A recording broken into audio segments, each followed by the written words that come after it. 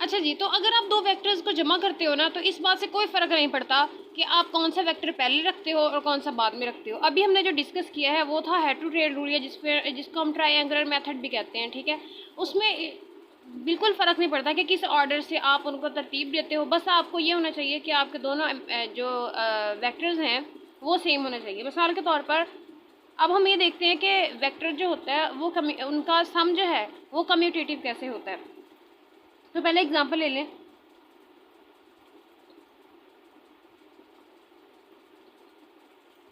ये है आपके पास वेक्टर ए और ये है वेक्टर बी, ठीक है। अब आप इनको पहले ए जमा बी कर लो, यानी पहले ए प्लस बी आपने निकालना है। तो उसमें आप क्या करोगे, पहले ए वाला रखोगे, ठीक है, इसके पैरेलल। इसके हेड के साथ आप बी वाला रखोगे, बी के पैरेलल। और फिर आप क्या करोगे, पहले की टेल को दूसरे के हेड के साथ ऐसे ज्वाइन कर दोगे और ये आपका रिजल्टेंट होगा आर, ए प्लस बी, ठीक है। तो अभी हम देखते हैं, ये तो आपके पास ए प्लस बी आ गया। अब हम ये देखते हैं कि क्या बी प्लस ए अगर आप करोगे तो भी आपके पास ये आंसर आता है या नहीं आता, ठीक है। तो उसके लिए आप क्या करोगे, पहले बी रख लोगे, ठीक है। उसकी इसके हेड के साथ आपने अब इसकी टेल रखनी है ना, ये हो गया आपके पास बी, और इसके हेड के साथ आपने ये ज्वाइन कर दी ए, ठीक है। तो ये जो रिजल्टेंट वेक्टर आएगा वो क्या करेगा, पहले की टेल को दूसरे के हेड के साथ ज्वाइन करता होता है,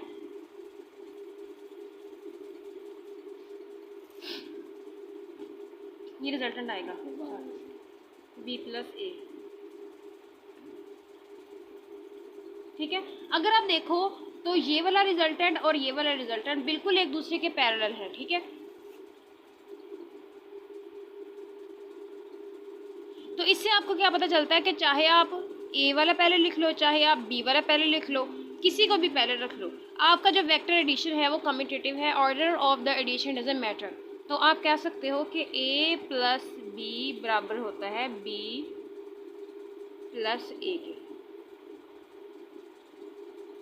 ठीक है। अभी तक तो आपने जो वेक्टर सम सीखी है ना वो दो की सीखी है, ठीक है। अगर आप चाहो तो इसी हेड टू टेल रूल या रेक्टेंगुलर मेथड, ट्रायंगुलर मेथड के जरिए एक से ज़्यादा जो वेक्टर्स होते हैं उनको भी सॉल्व कर सकते हो, ठीक है। यानी अभी आपने यहाँ पे दो का देखा, अगर आप तीन करना चाहो, यानी अब आपके पास सी भी आ जाए कि अगर ये ए है, सॉरी ये बी है, चलो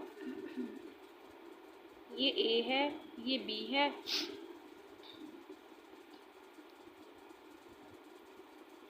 ये वाला सी है, ठीक है। तो अगर आपने इन दोनों को जमा करना हो तीनों को, तो पहले आप ए वाला रखोगे, फिर आप बी वाला रखोगे, फिर आप सी वाला रखोगे, ठीक है। और ये सबसे पहले वाले की टेल को सबसे आखिरी वाले के हेड के साथ जो ज्वाइन करेगी लाइन, ये आपका रिजल्टेंट वेक्टर होगा, ठीक है। और इसकी मैग्नीट्यूड किसके बराबर होगी, ए प्लस बी प्लस सी के बराबर। यानी इन तीनों वेक्टर्स को अगर आप इंडिविजुअली इन सब का जितना इफेक्ट होगा ना, उन सब के इफेक्ट्स को जमा करके जो आपका आंसर आएगा वो रिजल्टेंट के बराबर होगा, ठीक है। तो आपने एडिशन जो है उसको तो पूरा डिस्कस कर लिया। अब अगर कोई वेक्टर जो है उसका नेगेटिव लेना हो तो आप कैसे ले सकते हो, ठीक है। नेगेटिव लेने का मतलब ये होता है, नेगेटिव ऑफ वेक्टर, कि जो भी वेक्टर है उसको आप -1 से मल्टीप्लाई करा दो या उसकी डायरेक्शन को चेंज कर दो तो वो नेगेटिव हो जाएगा। यानी अगर ये वेक्टर ए है, ठीक है, तो अगर आप इसको -1 से मल्टीप्लाई करा देते हो तो ये आपके पास -a हो जाएगा। तो इसकी मैग्नीट्यूड पे तो कोई असर नहीं पड़ेगा, बस इसकी डायरेक्शन जो होगी वो उल्टी हो जाएगी। तो हम जो नेगेटिव ऑफ वेक्टर होता है उसको हम कैसे कर सकते हैं, a vector that has, definition हम कैसे कर सकते हैं, a vector, two vectors are called negative of each other if they have equal magnitude but opposite direction to each other.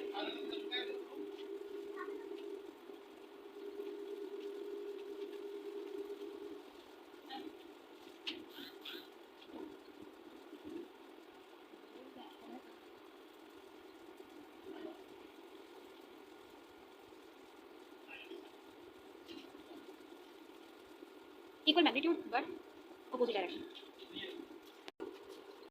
तो सब्ट्रैक्शन ऑफ वेक्टर बेसिकली क्या होता है, उसमें इन्वॉल्व होता है नेगेटिव ऑफ वेक्टर। तो अगर आपने दो वेक्टर जो है उनको सब्ट्रैक्ट करना है तो आप क्या करोगे, एक वेक्टर जो है उसके अंदर दूसरे का नेगेटिव जो है वो ऐड कर दोगे तो वो सब्ट्रैक्ट हो जाएगा, यानी subtraction of vector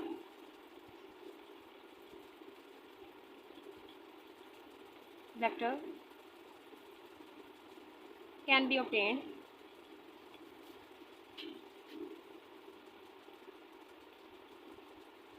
by adding a vector into negative of other vector।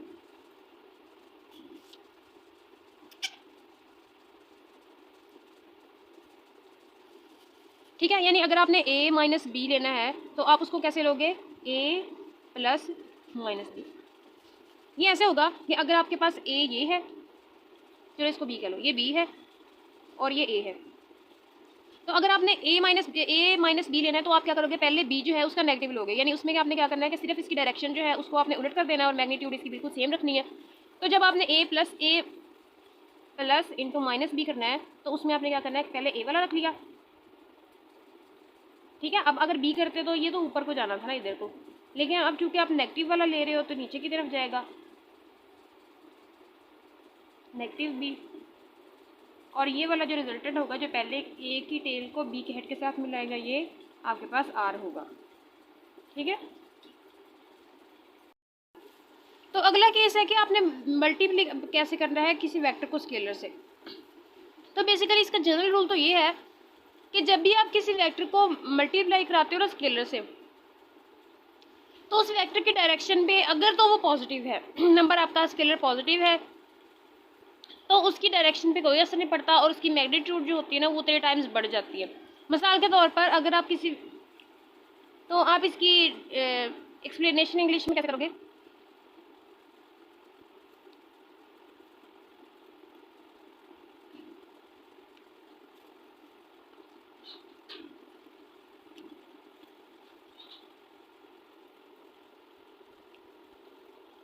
Answer will B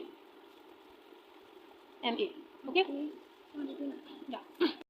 अब इसमें एक तो दो केसेस हो सकते हैं, अगर आपका स्केलर जो है वो पॉजिटिव है तब क्या होगा, और अगर आपका स्केलर नेगेटिव है तब क्या होगा। अगर तो आपका स्केलर जो है वो पॉजिटिव होगा तो फिर तो क्या होगा कि आपका जो वेक्टर है उसकी मैग्नीट्यूड में इजाफा हो जाएगा by the factor of m, ठीक है।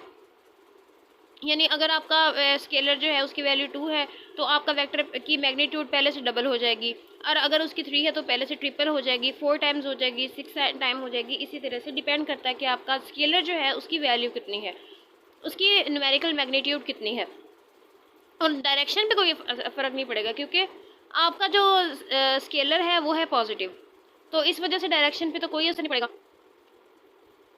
तो when m is positive then ma will have same direction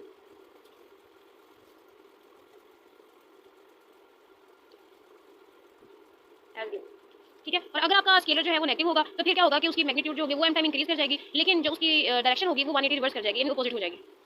तो व्हेन m यानी स्केलर जिसे आप मल्टीप्लाई करा रहे हो is negative,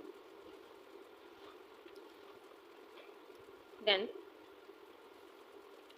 ma will have opposite direction to that of vector a, okay. आगे जाते हैं जी कंपोनेंट ऑफ वेक्टर, ठीक है। कंपोनेंट ऑफ वेक्टर में क्या होता है कि कोई भी वेक्टर जो होता है ना, अगर आप उसको उसके कंपोनेंट में ड्रा कर दो, यानी उसकी प्रोजेक्शन को एक्स पे भी ड्रा कर दो और वाई को भी ड्रा कर दो, तो एक्स वेक्टर ए जो है उसको आप ज़ाहिर है कोई किसी भी कार्टेशियन में ही ड्रा करते हो, तो एक्स एक्सिस की तरफ उसकी जितनी प्रोजेक्शन होगी, जितना उसका साया होगा, उसको आप उसका एक्स कंपोनेंट कहते हो, और वाई एक्सिस पर उसकी जितनी प्रोजेक्शन होगी, या हम ये कह सकते हैं affect of vector A along Y axis is called its Y component. तो सबसे पहले अगर तो 2 डायमेंशन में आपका वेक्टर है, तो अगर आप उसको 2 डायमेंशन में कर रहे हो तो वहाँ तो आपके जो इसके कंपोनेंट होंगे वो 2 ही होंगे ना, of course. If vector is discussed in 2 dimension,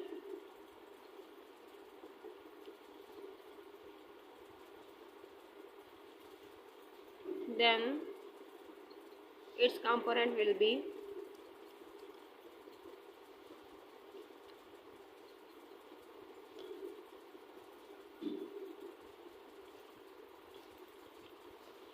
ax and ay। ठीक है। और अगर आप इसको 3 डायमेंशन में कर रहे हो, तो फिर क्या होगा, तो इसके फिर ए वाई ए एक्स और ए के साथ साथ ए जी भी शामिल हो जाएगा। तो इन 3D there are 3 components,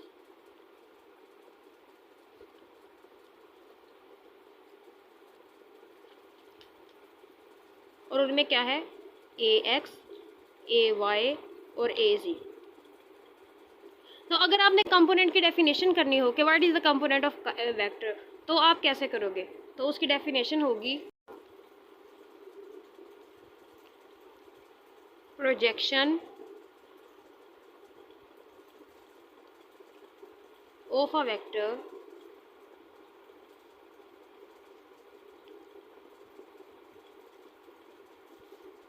along x, y और z axis is called its component।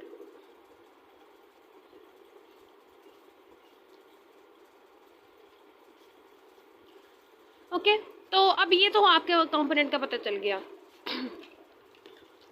तो कंपोनेंट जो होते हैं ना, उनको आप देख सकते हो और उनको कैलकुलेट भी कर सकते हो। ठीक है। तो ये जो कंपोनेंट होते हैं ना, बेसिकली इनके साथ यूनिट वेक्टर्स भी लगाए जाते हैं। जैसे x जो होता है उसके साथ यूनिट वेक्टर होता है i, और y जो होता है उसके लिए यूनिट वेक्टर आप ये यूज़ करते हो, और वो हम नेक्स्ट आगे डिस्कस कर लेंगे। तो अगर आपने लिखना हो, यानी अगर आपने a वेक्टर लिखना हो in the form of its component, in term of its component, तो वो कैसे बनेगा, ax प्लस ay। ओके, तो ये तरीका होता है, क्योंकि इसमें होता क्या है, अब ये a is equal to A X plus A Y आया कैसे। अब अगर हम यहाँ से इसी फिगर को दोबारा ड्रा करें, तो आप देखोगे कि हेड टू टेल रूल के मुताबिक अगर ये ए एक्स है, ये है ए एक्स, ठीक है, और इसके साथ ही आप ए वाई, क्योंकि ए वाई बेसिकली इधर वाली साइड पे है, तो इसके पैरेलल आप यहाँ पे ड्रॉ कर दो, तो भी कोई मसला नहीं है। ठीक है। तो आप देखोगे कि ये पहला वेक्टर है और इसकी हेड के साथ दूसरा वेक्टर शुरू हो रहा है ए वाई। ठीक है। तो एक ऐसा वेक्टर जो इन पहले की टेल को दूसरे के हेड के साथ मिलाए, वो क्या होता है, रिजल्टेंट होता है ना। और वो किसके बराबर होता है, A X plus A Y. और अगर यहाँ पे देखो आप, इस रिजल्टेंट और इस ए में क्या फ़र्क है, कोई भी फ़र्क नहीं है, दोनों ही एक दूसरे की डायरेक्शन में है और दोनों ही एक दूसरे के पैरेलल हैं। तो यहाँ पे r is equal to A X plus A Y, तो r की जगह पे आप क्या लगा दोगे, ए वेक्टर, और वो ए एक्स प्लस ए वाई हो जाएगा। तो इस तरह से आप किसी भी वेक्टर को उसके कंपोनेंट की टर्म्स में लिख सकते हो।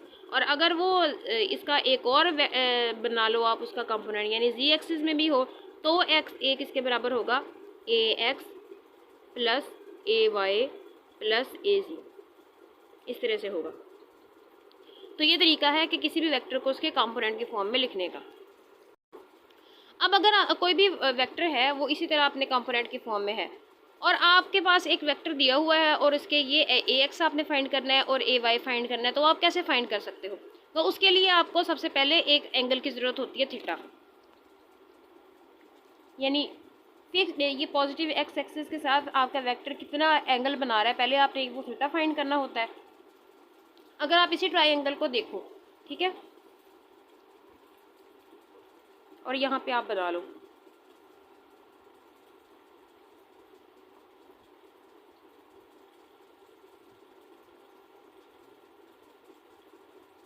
ठीक है, तो ये है आपका ए एक्स,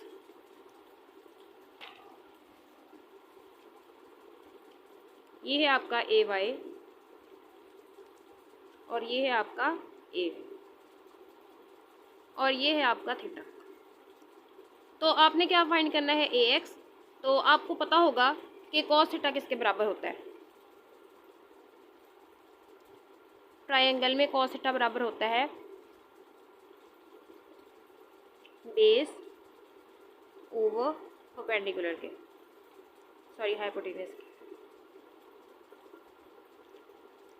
अब बेस इसमें क्या है, बेस है आपके पास ए एक्स, हाइपोटेन्यूज है आपके पास ए, आपको तो सिर्फ ए एक्स चाहिए ना, तो ए जो है वो इधर जाके इधर मल्टीप्लाई हो जाएगा, तो ये आपके पास a cos theta is equal to A x के बराबर आ जाएगा।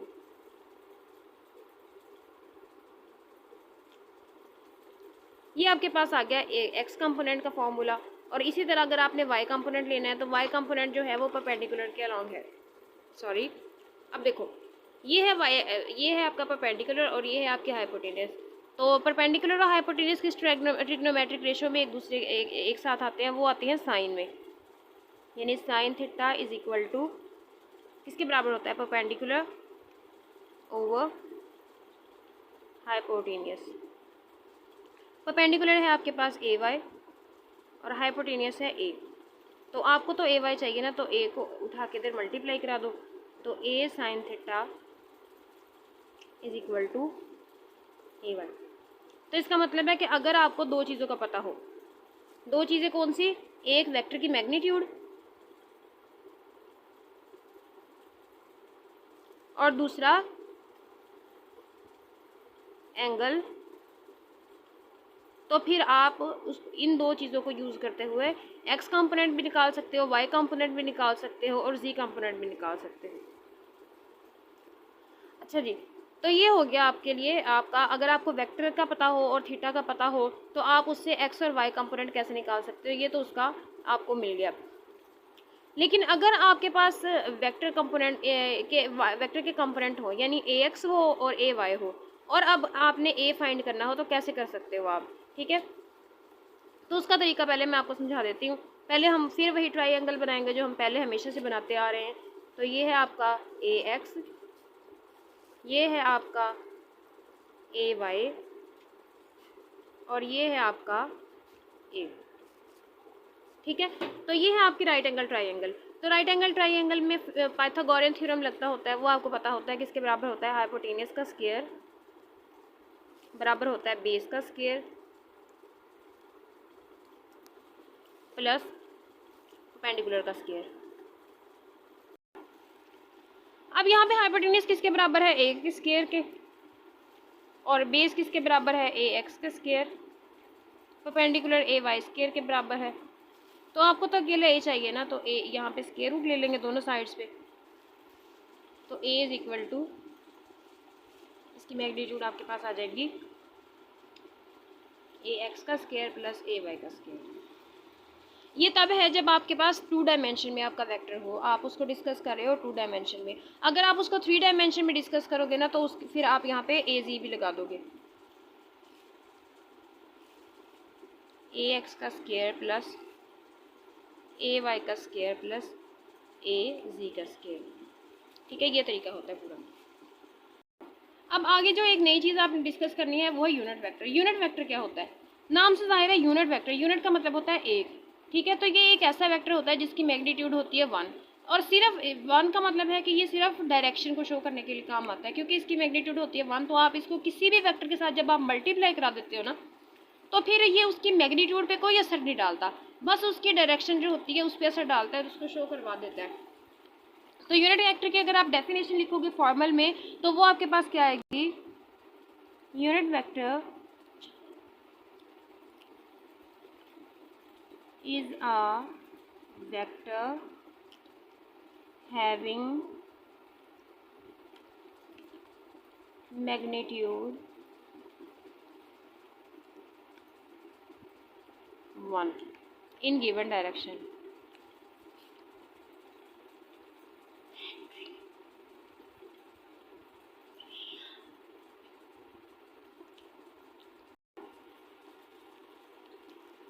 ठीक है। और अगर आप देखोगे तो ज़्यादा मशहूर जो वेक्टर है वो क्या है, अगर आपने आपका वेक्टर एक्स डायरेक्शन में है तो आप उसके लिए आई यूज़ करते हो, ठीक है, इसके ऊपर लगाते हो आप कैप, जे यूज़ करते हो वाई के लिए, और के यूज़ करते हो जेड डायरेक्शन में। इसके अलावा भी आप जिस डायरेक्शन में आपका वेक्टर है उसी हिसाब से उसका यूनिट वेक्टर लगा सकते हो। तो कोई भी वेक्टर जो होता है ना उसको मुकम्मल तौर पर हम कैसे एक्सप्लेन करते हैं, यानी कोई भी वेक्टर हो तो उसके साथ हम क्या लगाते हैं, एक उसकी मैग्नीट्यूड और साथ में उसका यूनिट वेक्टर। तो ये फार्मूला होता है, यानी किसी भी वेक्टर को लिखने का मुकम्मल तरीका होता है। यानी अगर आपने लिखना हो ए वेक्टर इसके कंपोनेंट की फॉर्म में, तो आप उसको कैसे लिखोगे, ए एक्स और साथ में सब्स्टिट्यूट में आई plus A Y J plus A Z के, ठीक है। और इसी तरह यानी यूनिट वेक्टर आप उसके साथ लिखते हो उसकी डायरेक्शन को शो करने के लिए, क्योंकि चूँकि इसकी भी वन है, इसकी भी वन है, इसकी भी डायरेक्शन, इसकी भी मैग्नीट्यूड वन है, तो जब आप इनको आपस में मल्टीप्लाई करा रहे हो ना, ए एक्स के साथ या ए वाई के साथ या ए जेड के साथ, तो इनकी मैग्नीट्यूड पे कोई असर नहीं पड़ रहा, बस ये डायरेक्शन बता रहे हैं। क्योंकि जहाँ पे भी आपको आई नज़र आ जाएगा तो इसका मतलब ये होगा कि आपका जो वेक्टर है वो एक्स डायरेक्शन में है। जहाँ पे भी आपको जे नज़र आ जाएगा तो आपको समझ आ जाएगी कि ये जो वेक्टर है उसकी डायरेक्शन वाई की तरफ है। और जहाँ पे भी आपको के नज़र आ जाएगा उसका मतलब होगा कि आपका जो वेक्टर है उसकी डायरेक्शन जी एक्सिस की तरफ है। तो अगर आपने किसी भी वेक्टर का यूनिट वेक्टर निकालना हो तो आप इसी फार्मूला के ज़रिए निकाल सकते हो, बस इसकी मैग्नीट्यूड को इधर डिवाइड करवा दो ला के।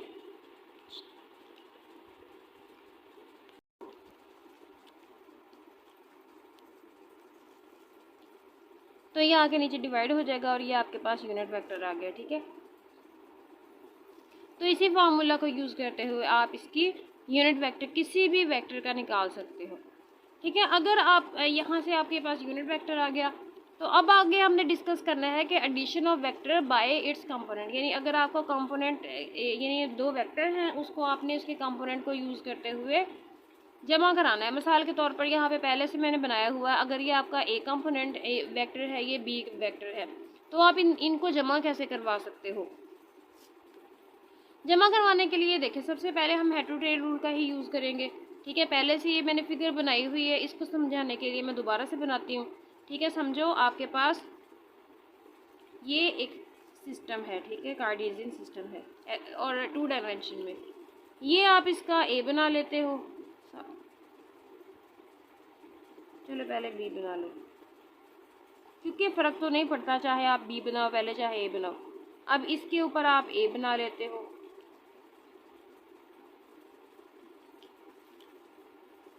ये बी है ये ए है। तो पहले हम इसके ना एक्स कंपोनेंट और वाई कंपोनेंट ड्रा करते हैं। अब ये बी जो है इसका एक्स कंपोनेंट कौन सा होगा, इतना इतना, ठीक है, यानी यहाँ से लेकर यहाँ तक इसका ये वाला इतना इतना बी एक्स हो जाएगा, ठीक है। और इतना इतना ये वाला जो होगा वो क्या हो जाएगा, बी वाई, क्योंकि यानी होगा तो यहाँ पे ना, तो क्योंकि ये आपस में ऑपोजिट हैं तो मैंने ये बी वाई और ये बी वाई आपस में ऐसे बना लिए हैं, ठीक है। अब ये वाला ए जो है इसका एक्स कंपोनेंट कितना होगा, यहाँ से लेकर यहाँ तक ये होगा ए एक्स, ठीक है। और इसका वाई कंपोनेंट कितना होगा, यहाँ से लेकर इतना, क्योंकि यहाँ से लेकर यहाँ तक इसका ए वाई होगा, ठीक है। तो अगर बी वाई को यहाँ से उठा के हम यहाँ पे ले जाएं तो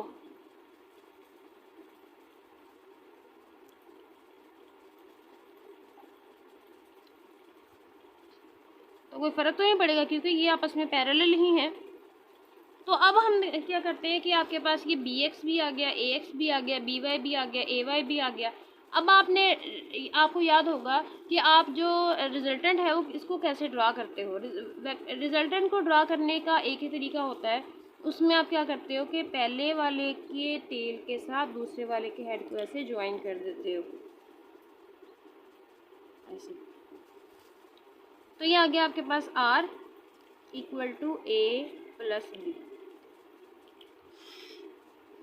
ठीक है, तो इस पूरे आर का जो आर वाई होगा वो कितना होगा, यहाँ से लेकर यहाँ तक होगा ना।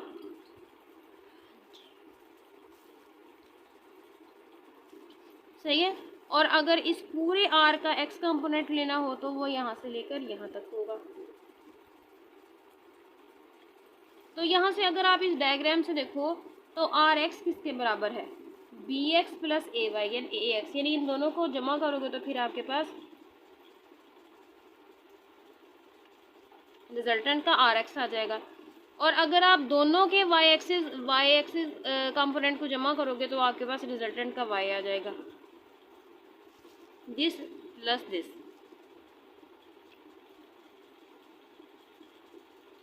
ठीक है, अब चूंकि आप जानते हो कि रिजल्टेंट किसके बराबर होता है, कोई भी वेक्टर किसके बराबर होता है अगर उसके कंपोनेंट दिए हुए हों, जैसे a is equal to A X plus B X के बराबर, ए वाई के बराबर होता है, b is equal to B X plus B Y के बराबर होता है। इसी तरह r जो होगा वो किसके बराबर होगा, R X plus R Y के बराबर होगा ना। तो r इज इक्वल टू क्या आ जाएगा, A X plus B X, और इसके साथ लगाने के लिए i plus A Y plus B Y, और इसमें साथ लगाने के लिए j।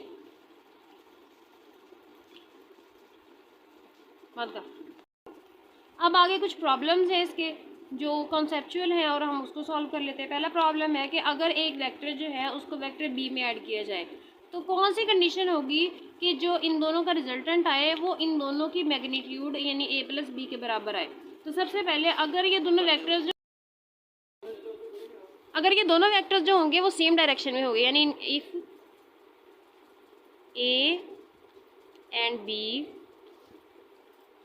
Are in same direction,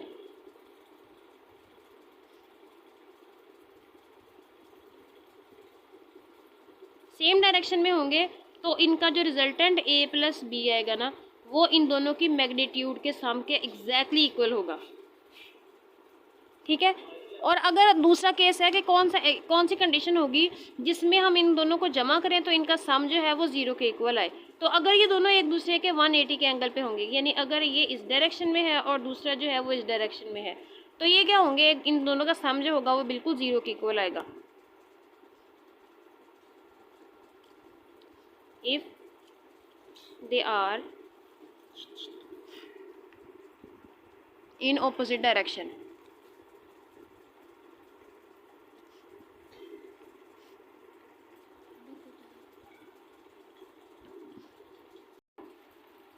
अच्छा, can component of vector can have magnitude greater than vector, यानी कि ऐसा हो सकता है कि जो वेक्टर है उसका एक कंपोनेंट की मैग्नीट्यूड उससे भी बड़ी हो, तो ऐसा तो बिल्कुल नहीं हो सकता। अब देखो, क्योंकि वेक्टर जो होता है ना वो ए, अगर आप इसके कंपोनेंट को ड्रॉ करो तो वो ऐसे राइट एंगल ट्राइंगल की फॉर्म में होते हैं। ठीक है, ये इसके कंपोनेंट होते हैं बेस और परपेंडिकुलर ए वाई। ठीक है, तो अभी ऐसा कभी भी नहीं होता कि जो हाइपोटेनियस है वो इन दोनों में से किसी एक के छोटी हो। हमेशा जो हाइपोटेनियस होती है वो राइट एंगल ट्राइंगल के दोनों साइड से बड़ी होती है। तो इसी वजह से कोई भी कंपोनेंट जो होता है वेक्टर का उस वेक्टर की कलेक्टिव मैग्नीट्यूड से बड़ा नहीं होता। तो ए में रसने तो आगे वाला क्वेश्चन ये है कि if one component of vector is non zero, अगर एक कंपोनेंट जो है वो नॉन जीरो है, चाहे सारे जीरो हैं उनमें से कम एक वेक्टर ही नॉन जीरो हो जाए, तो क्या ऐसा हो सकता है कि वेक्टर की मैग्नीट्यूड जो है वो जीरो हो जाए? तो ऐसा भी नहीं हो सकता, क्योंकि वेक्टर की मैग्नीट्यूड का फॉर्मूला होता है ए एक्स का square plus A Y square plus A ji square. तो इनमें से अगर सारे ज़ीरो हो जाएं, कोई एक भी नॉन ज़ीरो हो जाए, तो वो क्या करेगा, यानी इस पूरे आंसर को ज़ीरो होने से बचा लेगा और इसका आंसर ज़ीरो नहीं होगा। तो अगर एक वेक्टर है उसके चलो 3 हैं, उनमें से दो कंपोनेंट भी ज़ीरो हो जाए, तो एक कंपोनेंट अगर नॉन ज़ीरो हुआ तो फिर जो आंसर होगा वो नॉन ज़ीरो नहीं होगा, ज़ीरो ही होगा, ज़ीरो नहीं होगा। नॉन ज़ीरो होगा, ज़ीरो नहीं होगा। अच्छा चलो, ये बात हो रही है तो हम ये भी डिस्कस कर लेते हैं कि वेक्टर के कंपोनेंट कब ज़ीरो होते हैं। यानी अगर एक वेक्टर है तो अगर उसकी वो एक्स के अलॉन्ग है ना, तो उसकी डायरेक्शन, उसका एक्स एक्सिस जो होगा वो ज़ीरो होगा, एक्स कंपोनेंट ज़ीरो होगा। अगर वेक्टर जो है वो वाई एक्सिस के अलॉन्ग है तो उसका वाई कंपोनेंट ज़ीरो होगा। ठीक है,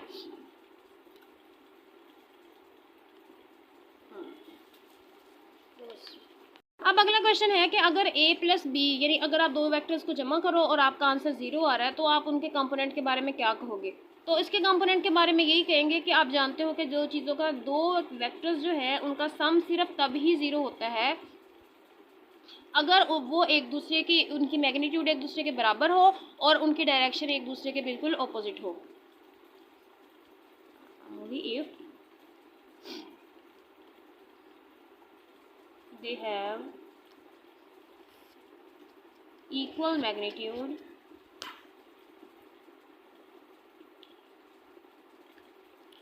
and same direction, opposite direction, sorry।